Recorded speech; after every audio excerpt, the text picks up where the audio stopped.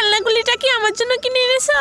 আরে না না, এটা তোমার জন্য না, আমার আদরের ছেলের জন্য কিনে এনেছি। আমি ভাবছিলাম আমার জন্য মনে হয় কিনে এনেছো। না, এটা তোর ভাইকে দেবো আমি, ও এটা দিয়ে খেলবে। ওই তো চলে এসেছে মনে হয়। এই দেখো বাবু, তোমার জন্য আমি কত সুন্দর একটা গুলি কিনে এনেছি। পাপা শুধু তার ছেলেকেই ভালোবাসে, আমাকে একটুও ভালোবাসে না। চলো বাবু, আমরা এখন গুলি দিয়ে খেলবো, চলো।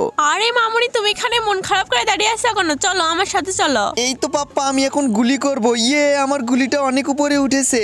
আরে বাহ, জেলিটা তো খেতে অনেক সুন্দর। যাই ভাইয়াকেও একটু দিয়ে আসি। এই নে ধর ভাইয়া জেলি খা। পাপা আমি একটু গুলিটা দিয়ে খেলবো, আমাকে একটু দাও। আরে না পাগলি, তুমি তো মেয়ে মানুষ, এটা তো ছেলেদের খেলনা। দূর, ভাল লাগে না, আমি চলে যাব। এই যে মামুনি, রাগ করে না। পাপা চলো, আমরা এখন দৌড়াদৌড়ি খেলবো। পাপা তো সবসময় ভাইয়ার সাথে খেলা করে, আমার সাথে কেউ খেলে না। মামনি, তুমি এখানে মন খারাপ করে বসে আছো। এই দেখো, তোমার জন্য আমি পুতুল কিনে এনেছি। আরে বাবা, অনেক সুন্দর হয়েছে পুতুলটা মাম্মি। হ্যাঁ মামনি, ভিতরে চলো, পুতুলটা দিয়ে এখন তুমি খেলা করবে। ধন্যবাদ মাম্মি। বন্ধুরা, তোমরাও কি আমার মতো পুতুল খেলতে ভালোবাসো? তাহলে কমেন্ট করে বলো।